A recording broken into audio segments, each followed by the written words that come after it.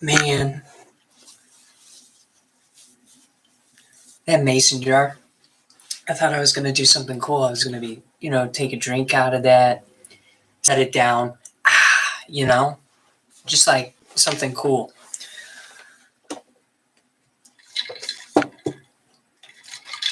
Let's try it. Let's try again.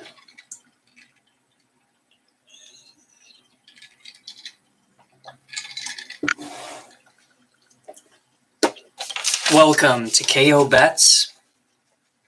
It's a show where I discuss my picks and predictions for the upcoming UFC event for that, the following weekend.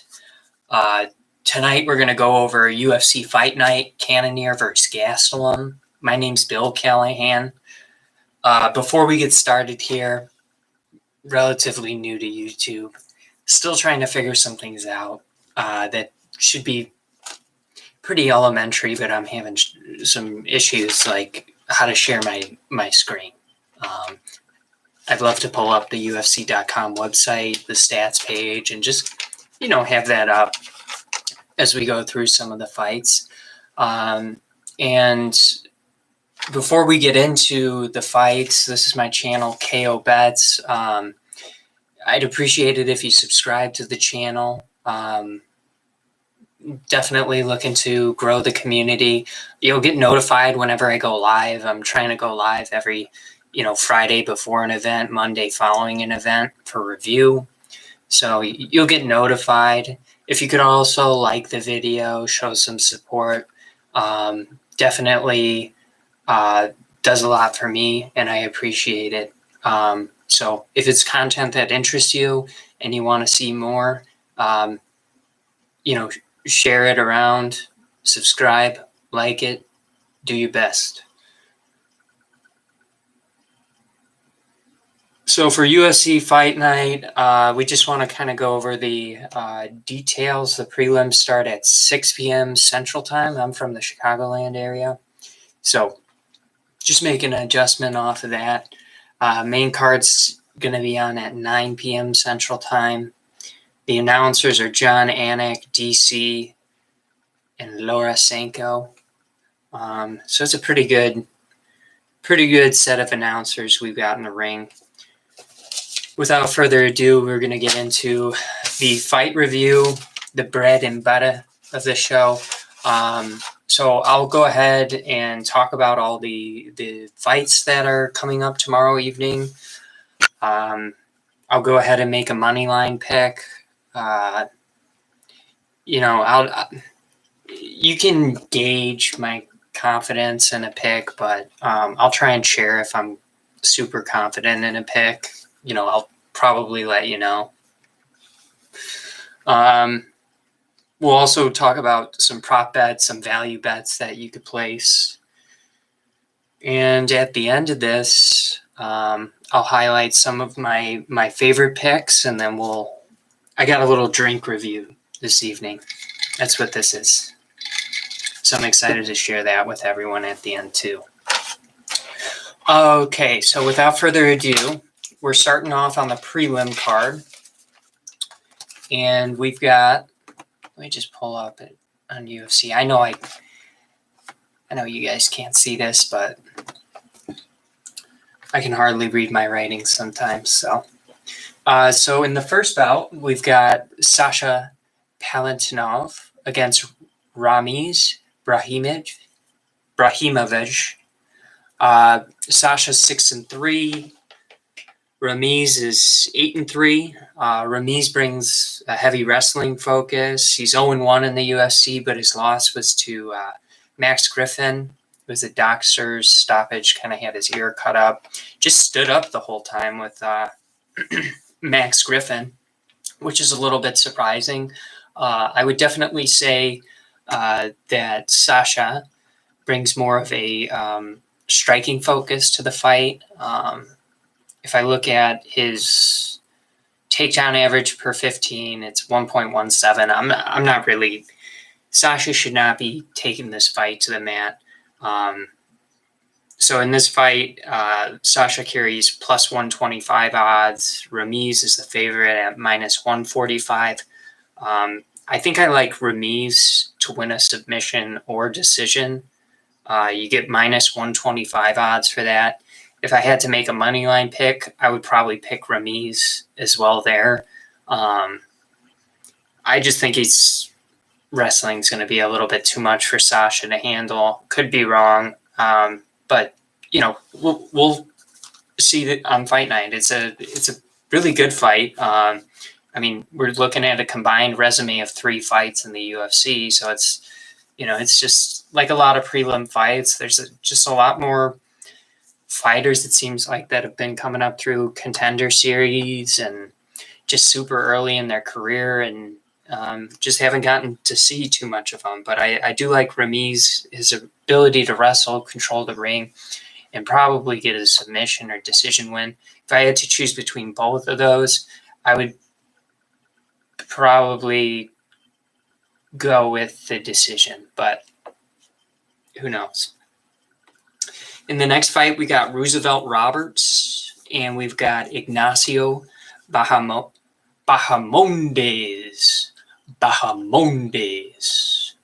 I love that last name. So in this fight, Roosevelt Roberts carries actually a minus 145 favorite in odds. Ignacio is at plus 125. Roosevelt, it seems like he's more of a submission artist in the sense like he's got a lot of submission wins on his resume. As far as the strikes being landed, I do expect Fabio, or sorry, why am I looking at Fabio? Okay, let me repeat this so I got it right. Roosevelt Roberts carries minus 145 odds. Ignacio Bahamondes carries plus 125 odds.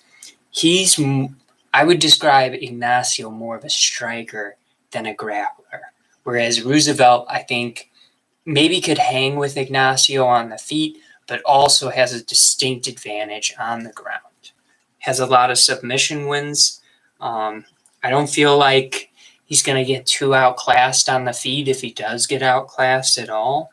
2 of the 4 losses Ignacio's had in his career have actually come via submission. The other 2, I think maybe one was a decision and one was a KO. But 2 out of his 4 losses have been to submission artists. I definitely like Roberts to win the fight, either via submission or decision. You can get minus 135 odds, which is an improvement over Roberts' money line odds of minus 145. It's not huge. So if you're worried about, Ignacio getting knocked out and you like Roberts, then you could just do the money line pick. I really like the prop bet for Roberts to win via submission at plus 350 odds, but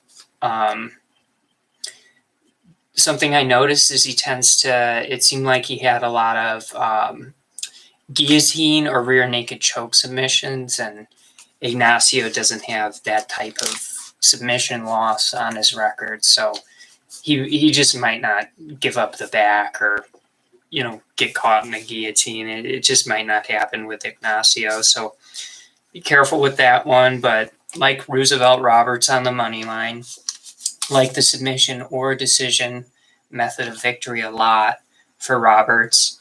And then if you want to take the flyer with plus 350 odds on a submission, I don't think that's a bad bet. In the next fight, we got William Knight, 9-2 against Fabio Cherant, 7-2. These are big dudes. Again, I think both of these guys are, very wet behind the ears, new fighters, at least to the UFC promotion. So we're looking at minus 165 odds for William Knight and plus 145 odds for Fabio Cherant. William Knight's 1-1 in the UFC. Fabio's 0-1. So brand new to the promotion. Just looking at the results of both of these guys, William Knight, he just seems like a KO machine, like lots of lots of early stoppages. I think only 2 of his fights have gone to a decision.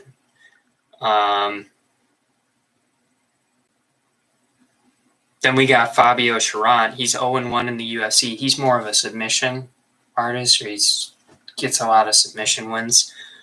He's only got 2 pro fights that have gone the distance. So I kind of really like this fight to not go the distance. That's minus 225 odds. I think that's a very low risk, low reward bet you could make. I'll probably just pick William Knight to win. And since I like Knight, I'd probably pick him to win via KO, TKO, or DQ, which is plus 120 odds. So my money line pick's going to be William Knight at minus 165. In the next fight, we got Bea Malecki against Josanne Nunez. I kind of went back and forth on this one. Nunez appears to have maybe a little bit more of a professional career and experience. But there were a couple of factors that led me to choose Bea. I don't know if it's Bea. First of all, she's 5'9". Nunez is 5'2". The reach advantage is 7 inches. Leg reach advantage is only 3. Malecki is 2-0 in the UFC. 1 of 4 have gone the distance. Nunez is making her debut, and 2 of 8 of her fights have gone the distance. I don't know. I don't know if either fighter is going to be able to stop the other fighter. I mean, Nunez is going to have to close that distance, and I just don't. I don't think she's going to.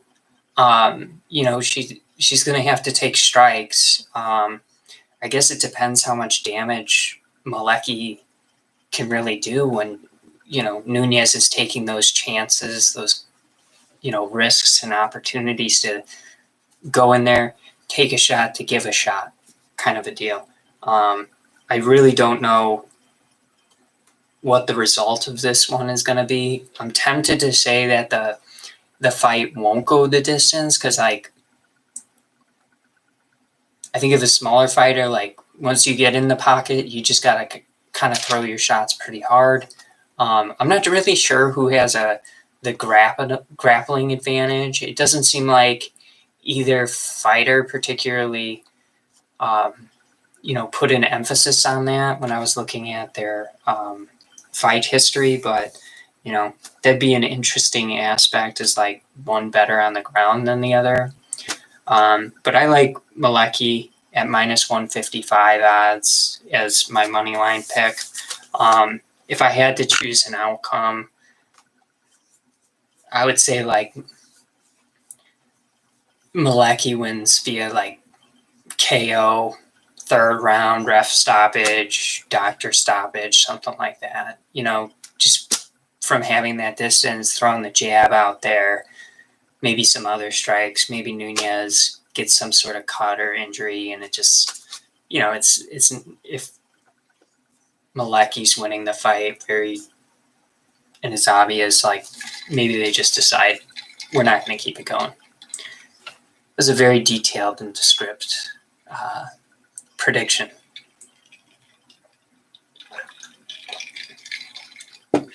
There is booze in that.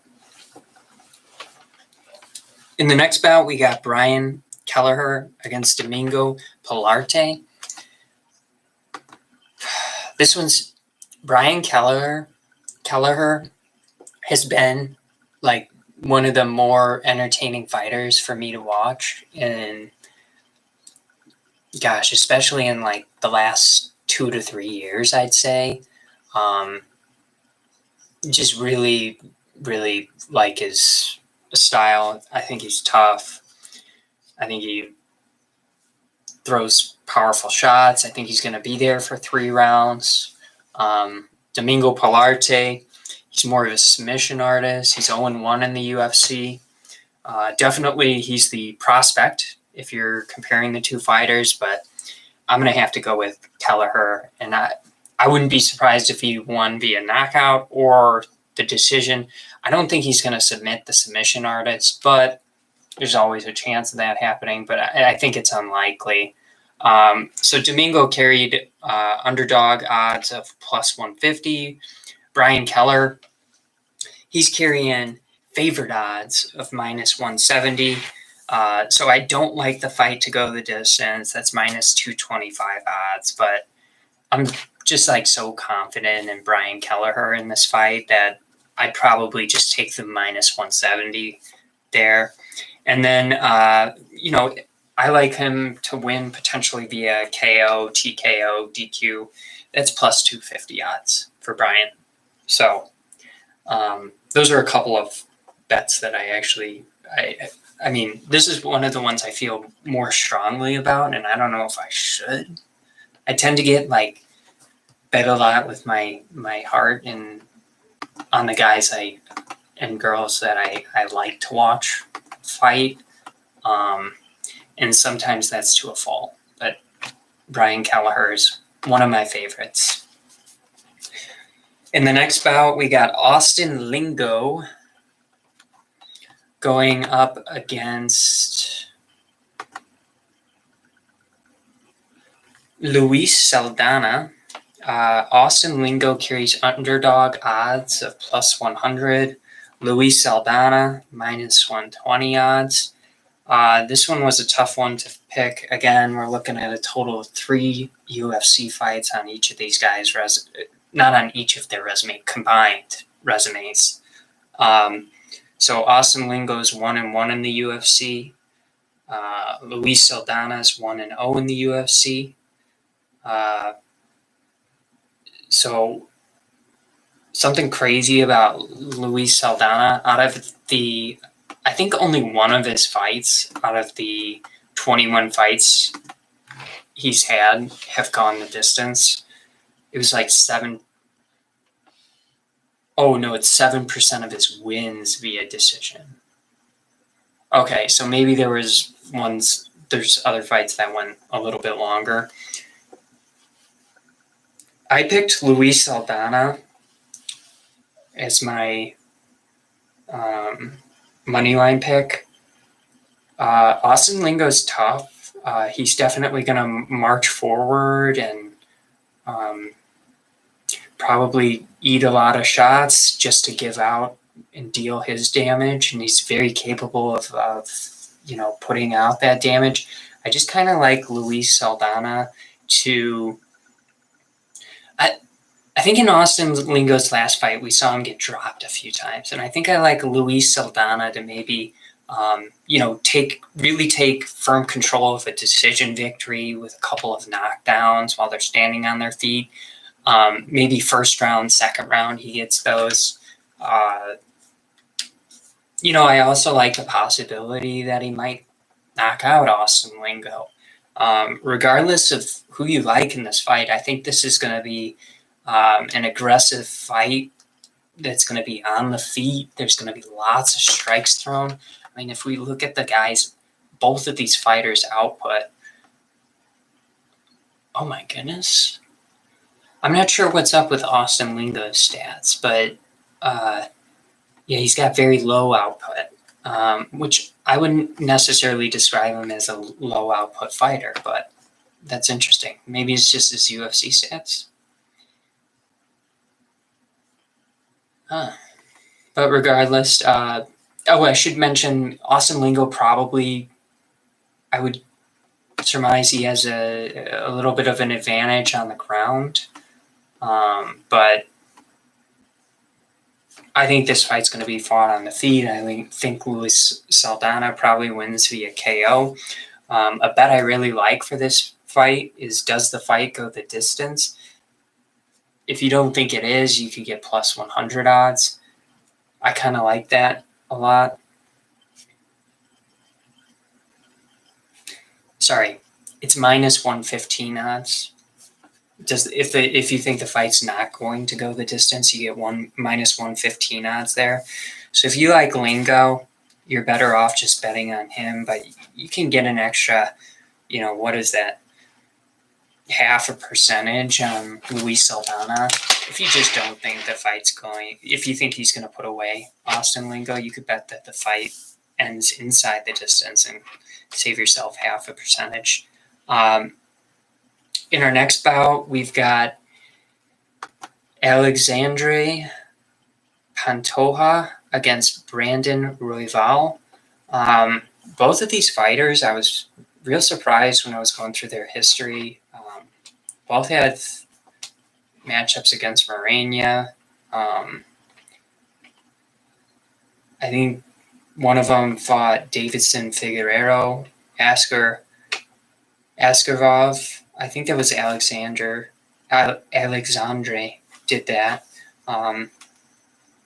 Brandon lost to Brandon Moreno, and Brandon Moreno is the belt holder for this division, so I just think it's relevant to talk about him.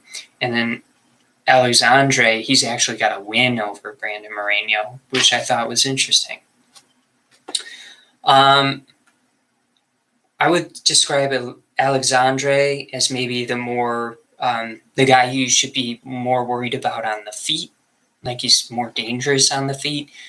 There's no question Brandon Royal brings elite submission ability to this fight. He's going to be, if someone's getting submitted, it's not going to be Brandon Roival. His last fight was in November of last year, Brandon Roival. So you do kind of worry about 10-month layoff. Maybe there's no such thing as ring rust. I do agree that, with the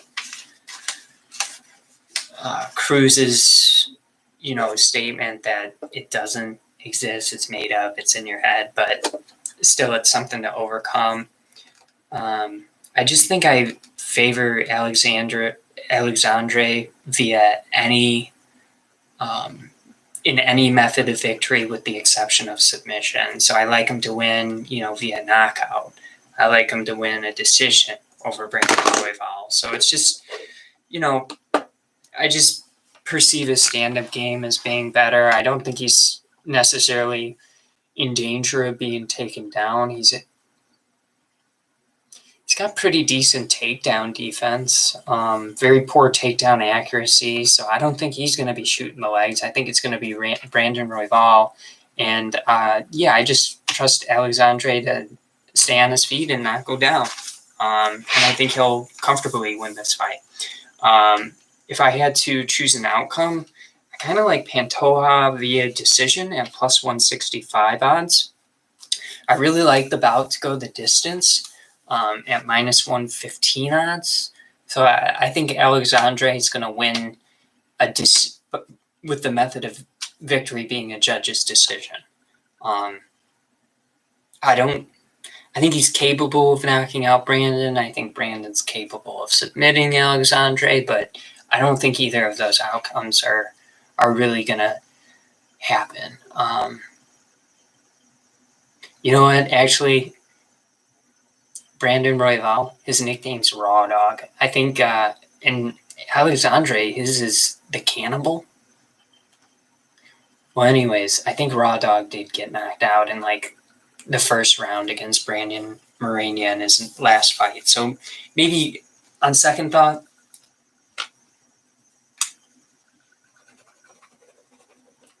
we scribbled it out. I'll just take the money line pick on Pantoja. I don't think that's bad. In the next fight, we've got Vink Pichel from Hell and Austin Thud Hubbard. Name's Austin Thud Hubbard. And this guy's from the U.S. Vinch Pichel. Vink? You think it's like zinc, Vink? Or Vinch? Cinch? There's a Pichel from Hell. It's definitely Hell, right? Hell from hell. What the hell? All right, so I like Vince. I'm going to call him Vince. I'm not sure how to pronounce his name. It's Vince without an E at the end. I'm not calling him Vink, like zinc. It's Vince. We'll call him Vince. He carries minus 115 odds. Austin Hubbard, minus 105 odds. Hubbard is 3-3 in the UFC with alternating wins and losses. Just hasn't put together a losing streak, hasn't put together a winning streak, you know? And his last fight, he won. So if, you know, patterns, if you like patterns, that kind of stuff, and he might lose this time. That's not why I'm picking against him. Vince is 6-2 in the UFC, and just displayed a little more consistency. I think Austin Hubbard is definitely, I think it's going to be a close fight. I don't see him taking down Vince, and I think Vince might be able to maybe steal a round or two via late takedown. So I think it's going to be a close fight. If you look at the odds, Vegas does too. I think it's a really good fight. I just, with takedown ability, as long as both fighters are super active and it's close, the judges tend to give it to the guy who either controls the ring longer or has those one or two miscellaneous takedowns at the end of a round, during a round. So that's my reasons for going with Vince. I do like the fight to go the distance. It is a fight, so in theory, someone could get put out, but the fight to go the distance, those odds are minus 250. I don't think I think I'd stay away from this one altogether. Prop bets, moneyline bets. But if I were to place a bet, it'd probably just be on Vince Pichel moneyline. And then when they told me I lost money on my Vink Pichel bet, I'd tell them I didn't bet on that, dude. I bet on Vince Pichel. You need to refund me. In the next bout, we got Trevin Jones against Sayukub Kakramanov. All right, I'm going to call him Saeed because that's just so easy. I wouldn't be surprised also if that's like his nickname. He doesn't have a UFC nickname, which is sad, but he'll get one. Maybe he's looking for someone else to give him one. So Saeed, he's carrying plus 125 odds. Trevin Jones is carrying minus 145 odds. Trevin's 1-0 in the UFC with a no contest. All three of his last three fights have ended inside the distance. Then we got Saeed. He's making his debut. His last four have all ended inside the distance. I also saw on Saeed's resume, he has a decision loss before the UFC to Umar Nurmagomedov. I butchered the name, but you know exactly the name I'm trying to say. Anyways, factoring in this idea that their latest bouts have not gone the distance, I'd have to say that this fight is not going to go the distance either. I think what's going to happen is Saeed is going to dominate this fight from a grappling perspective. And he's going to ground and pound Trevin Jones. There were not... Oh, wait. That wasn't even a bet.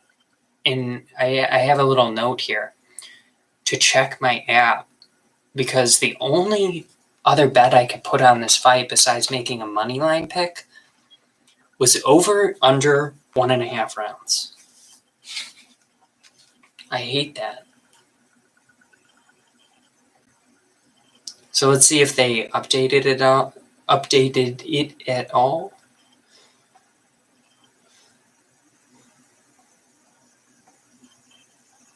Yeah, that's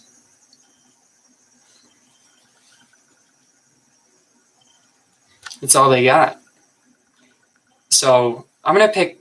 You know what? I'm picking the underdog in this bout, Saeed. Hopefully he wins. I think he's going to win. I'm not picking over and under 1.5 rounds. Like, is it going to get past the 2.5 minute mark of the second round?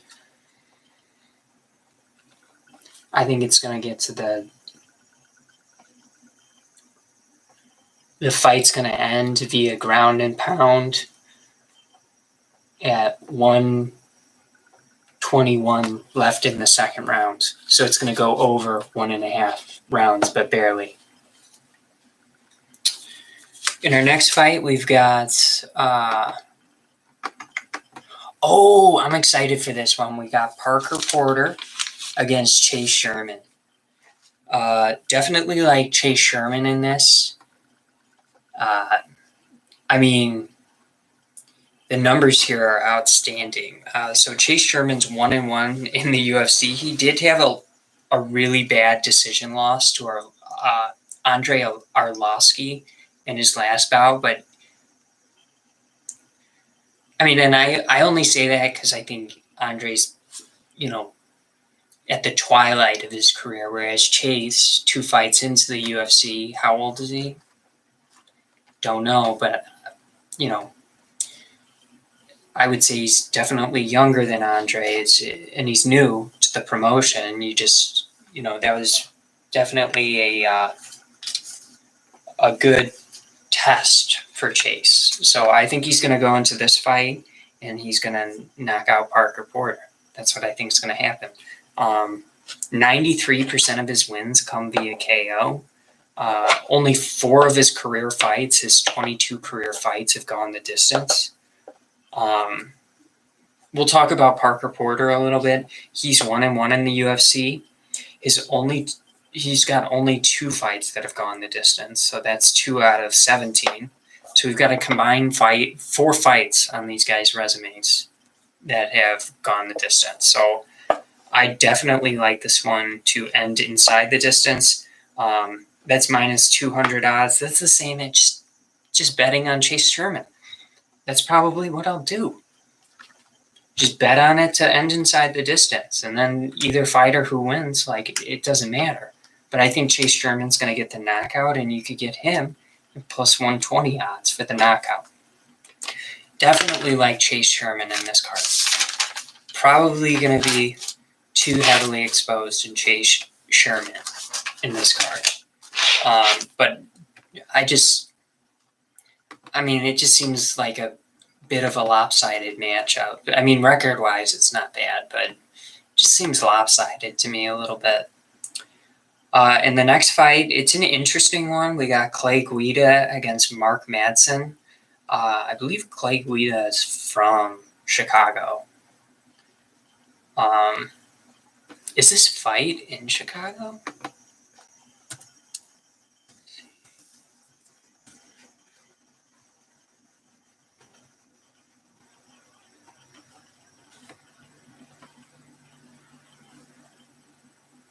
Oh, no, it's in the UFC Apex. Oh, yeah, Andre's not fighting. I was just talking about him. But I was like, oh, Andre's another Chicago fighter. Maybe they're fighting in Chicago. But that's not the case. So Clay Guida is the underdog, plus 140. Mark Madsen, I think he's like 36, and he's only got 2 fights in the UFC, but prior to that, he was an Olympic Greco-Roman wrestler. He's 2-0 in the UFC. I definitely think Clay Guida's crafty enough and savvy enough of a veteran and a good enough fighter, and the gas tank on him is just terrific,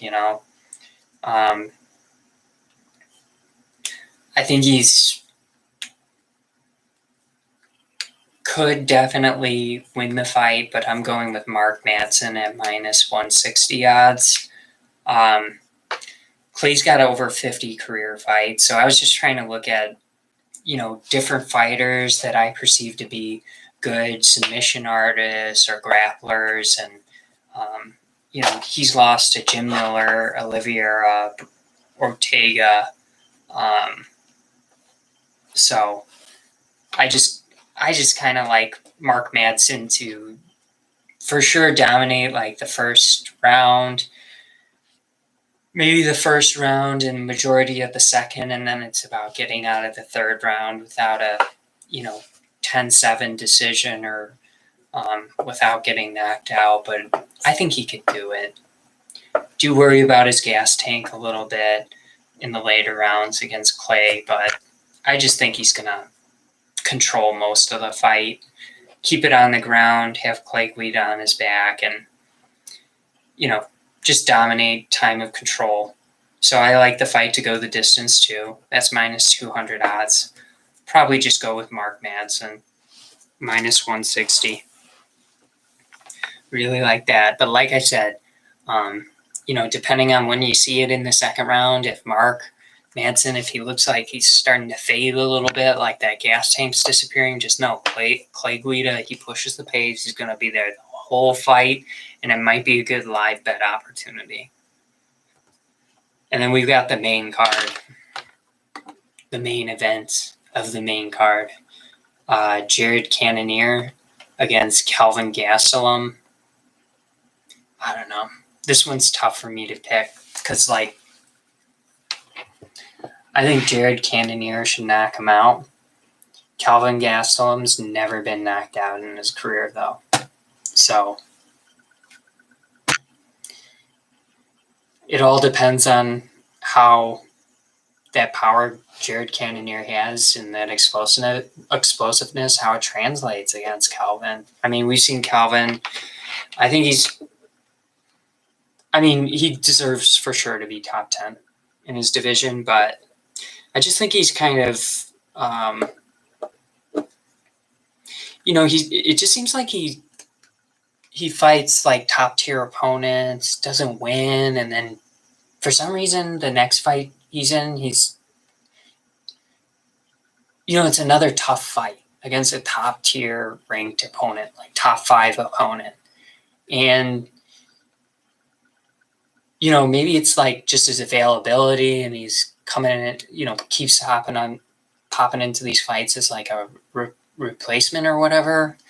I just think it's interesting, the opportunities he's gotten, because obviously beating the number 3 contender in a division with Israel Adesanya, where you had like when they fought for the belt, Gastelum against Izzy, that was a great fight. He fought Adesanya terrifically. Ended up losing the decision, but it's just so weird. And then he fights. I think he's fought, Whitaker and lost,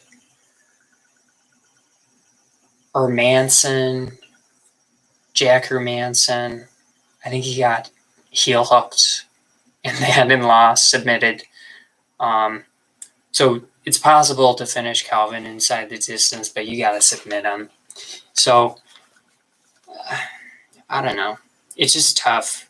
I think Jared Cannonier is going to hit him with some really hard shots. I don't know if Kelvin is going to get knocked out. I don't think he is going to. So then I started looking into, what do they do in their decision outcomes?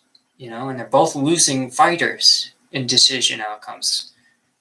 Jared Cannonier's 2-3 in decisions. Kelvin Gastelum's 5-6 in decisions.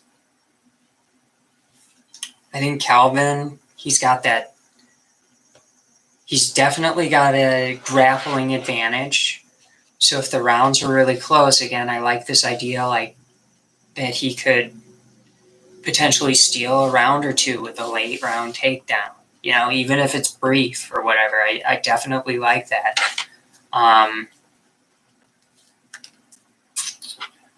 Let's also talk 5-round experience. Calvin's got it. Cannonier, I think, has one 5-round fight, like early in his professional career before the UFC. He has, I think, fought in a 5-round fight, but it only went 2 rounds. So, yeah, I just, as I start weighing out the pros and cons of each fighter, Calvin Gastelum, his experience just really shines through as very positive,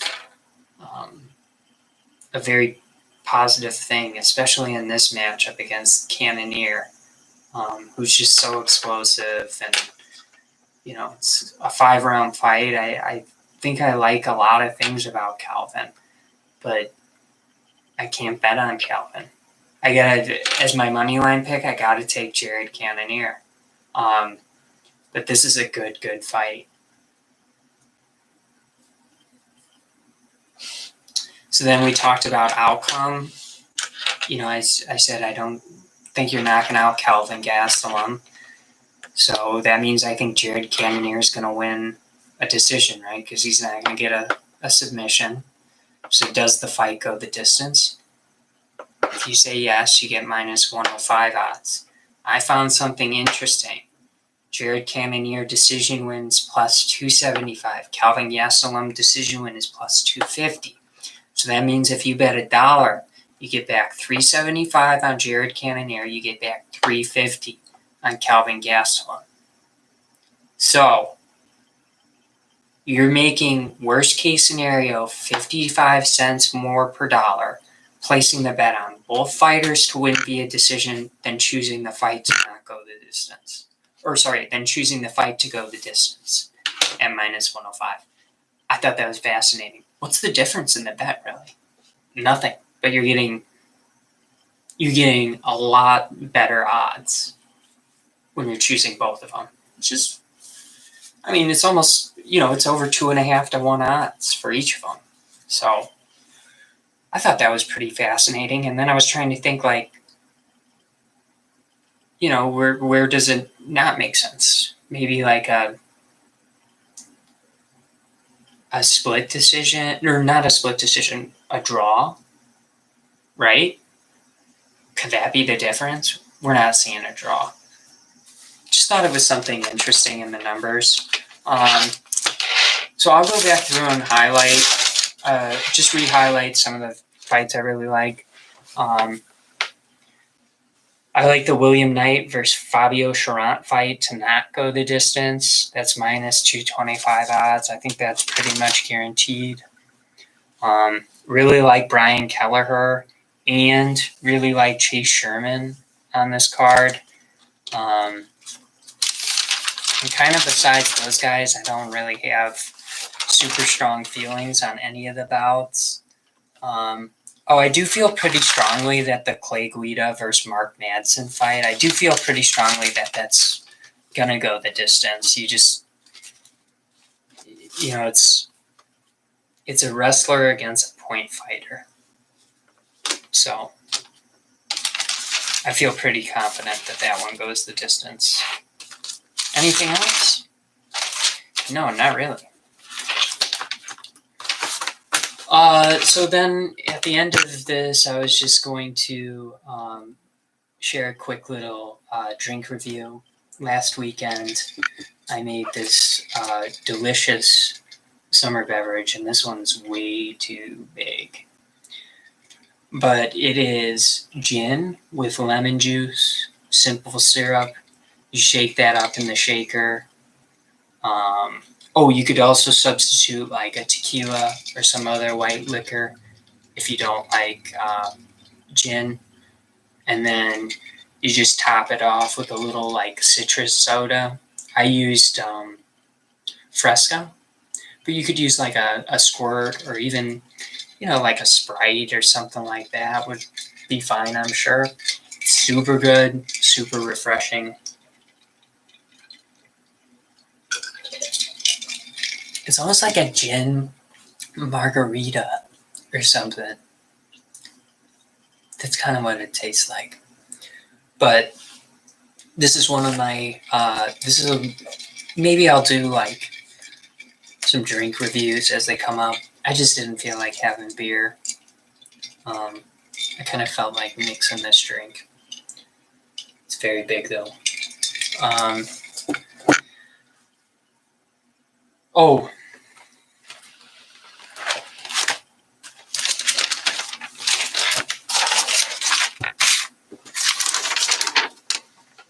Before we end the stream, subscribe to my channel. Get notified when I go live. I typically stream on Mondays and Fridays, before and after the UFC fight.